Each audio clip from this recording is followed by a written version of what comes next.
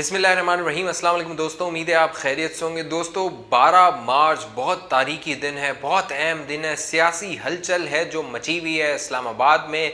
आखिर क्या कुछ हो रहा है जरदारी साहब इस्टेब्लिशमेंट के दरमियान, और साथ साथ मरियम नवाज साहिबा ने ख़तरनाक बयान दिया है, ख़तरनाक दावा किया है कि मुस्लिम लीग नून के सेनेटर्स को कॉलें आ रही हैं। और बाकायदा आज तो एक प्रेस कॉन्फ्रेंस हुई, उस पर सेनेटर साहब ने बताया कि किस तरह और कौन उन्हें कॉलें कर रहा है। बड़ी अहम इंकशाफात हैं जो हामिद मीर साहब ने भी किए हैं, और उन्होंने चौंका देने वाली बात बताई है कि किस तरह अब नून लीग के सेनेटर्स कह रहे हैं कि हम मजबूर हैं, इतना दबाव है कि हमें सादिक संजरानी को वोट देना पड़ेगा। सारी बातें आप दोस्तों के सामने रखेंगे। जिन दोस्तों ने अभी तक हमारा यूट्यूब चैनल सब्सक्राइब नहीं किया, पहली बार देख रहे हैं, सब्सक्राइब करके बेल आइकन का बटन है उसको क्लिक करके ऑल का नोटिफिकेशन दबा दीजिए, ताकि आप दोस्तों को खबरें मिलती रहें, तज्जिए मिलती रहें, आप बाखबर रहें। साथ साथ व्हाट्सएप और फेसबुक पे भी आप हमें ज्वाइन कर सकते हैं। तो दोस्तों मामला ये है कि 3 मार्च को जब इलेक्शन हुए और यूसुफ रज़ा गिलानी की एक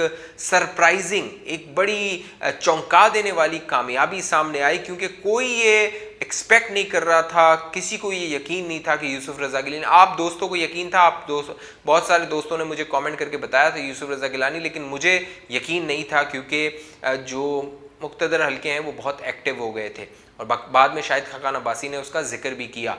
तो कोई ये एक्सपेक्ट नहीं कर रहा था, लेकिन जरदारी साहब का फिर जादू चला। लेकिन जरदारी साहब और मुक्तदर हलकों के दरमियान मामलात कशीदा हुए। उस वक्त जो जरदारी साहब बैठे हुए थे सोच के कि तकरीबन 20 से 25 की हमें लीड मिल जाएगी, इतने लोग होंगे जो तकरीबन 190 के करीब, 85 से 190 के करीब जरदारी साहब सोच रहे थे कि वोट मिलेंगे यूसुफ रज़ा गिलानी को, लेकिन इतने वोट ना मिल सके। फिर उन्होंने कहा इशारों में कि किसने काम दिखाया, और बातें भी सामने आई कि पिछली रात जो 2 तारीख की रात थी, उस पूरी रात क्या कुछ होता रहा, और इसी तरह आज जो 11 तारीख की जो रात है उसमें भी बहुत कुछ होने वाला है। वो सारी तफसील मैं आपके सामने रखूंगा। पहले मैं आपको बताता हूं ये हो क्यों रहा है। हो इसलिए रहा है कि नून लीग के जो सेनेटर्स हैं उन्हें कॉल्स आना शुरू हो गई हैं। बाकायदा अब्दुल करीम साहब जो हैं सेनेटर, उन्होंने बाकायदा प्रेस कॉन्फ्रेंस की एहसन इकबाल और शाहिद खाकान अब्बासी के साथ, और बताया कि किस तरह उन्हें कॉल्स आ रही हैं। बाकायदा 6 तारीख को, 6 मार्च को उन्हें कॉल आई थी, और जिसमें कहा गया था बंदे दा पुत्र बनो और संजरानी नू वोट पाओ। तो मामला ये है कि अब्दुल करीम साहब ने कहा, देखिए मैंने कहा उन्हें कि मुल्क का जो हाल कर दिया है पिछले 2.5-3 साल में, क्या अब भी आप ये कहते हैं कि मैं जाके संजरानी को वोट दूं, इस हुकूमत को वोट दूं? तो उन्होंने कहा आपने हमारे बंदे को वोट डालना है, लेकिन उन्होंने इस बात से इनकार कर दिया। इसी बात का इंकशाफ किया मरियम नवाज साहिबा ने अपने ट्वीट में, और मरियम नवाज साहिबा ने जो बात की वो बड़ी चौंका देने वाली, और अगर वो हकाइक सामने आए तो वो पूरे निज़ाम को हिलाकर रख देंगे। मरियम नवाज साहिबा ने ट्वीट किया, ये ट्वीट आपको नज़र आ रहा होगा। इसमें उन्होंने कहा हमारे सेनेटर्स को कॉलें आ रही हैं, और कहा जा रहा है कि पीडीएम के जो उम्मीदवार है यूसुफ रज़ा गिलानी, उसे उन्हें वोट ना दें। साथ साथ इसमें अहम बात यह है कि मरियम नवाज साहिबा ने कहा वो रिकॉर्डिंग्स हमारे पास मौजूद है, यानी जो लोग कॉल कर रहे हैं और कह रहे हैं कि संजरानी को वोट डालो, उनकी रिकॉर्डिंग्स, कॉल रिकॉर्डिंग्स भी मौजूद हैं। लेकिन अब्दुल करीम साहब ने बता दिया कि जी एंटी करप्शन वाले भी पीछे लग गए हैं, FIA वाले भी पीछे लग गए हैं, और कह रहे हैं कि तुम्हारे खिलाफ केसेस बनाएंगे। लेकिन इस सारे मामले में जो सबसे अहम बात है वो हामिद मीर साहब ने की है।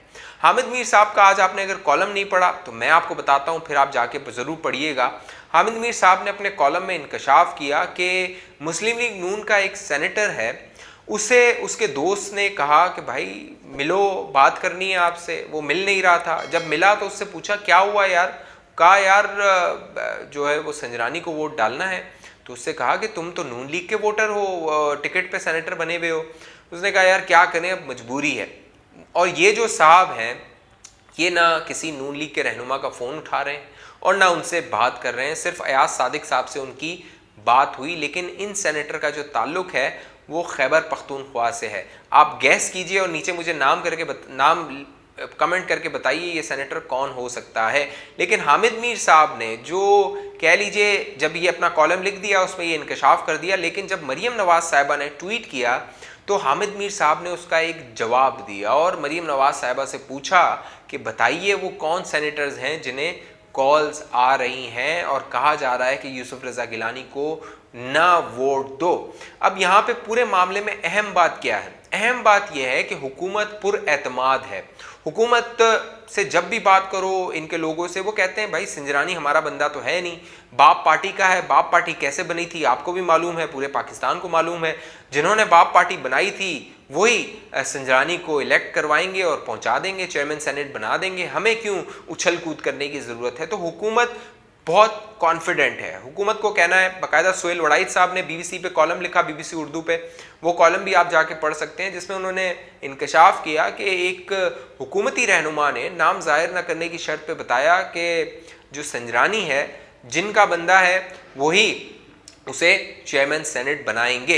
इस सारे मामले का अगर आप जायजा लें तो आपको अंदाजा होगा कि सादिक संजरानी का जो नाम था, बगैर किसी मशावरत के, बगैर किसी राय लिए वज़ीर आज़म इमरान खान ने ऐलान कर दिया था। और ये ऐलान उन्होंने 3 मार्च को यूसुफ रज़ा गिलानी की कामयाबी के फ़ौरन बाद ही ये फैसला हो गया था कि सादिक संजरानी उम्मीदवार होगा। लेकिन यहाँ पे दिलचस्प बात यह है कि ना हफीज़ शेख पीटीआई का था, पीटीआई से उसका ताल्लुक नहीं था, ना सादिक संजरानी का ताल्लुक पीटीआई से है, लेकिन पीटीआई वालों को कहा जाता है कि इनको वोट दीजिए। और यही इमरान खान कहते थे कि पीपल्स पार्टी और नून लीग में बादशाहत है, वहाँ पर जो उनके वर्कर्स हैं, उनके रहनुमा उन्हें बेर बकरियों की तरह कहा, जो कहा जाता है वो करते हैं। तो अब पीटीआई में भी हमें यही मामला नज़र आ रहा है। लेकिन इसमें पूरी गेम में सबसे जो अहम बात है वो है जरदारी साहब की नंबर गेम और डीलिंग।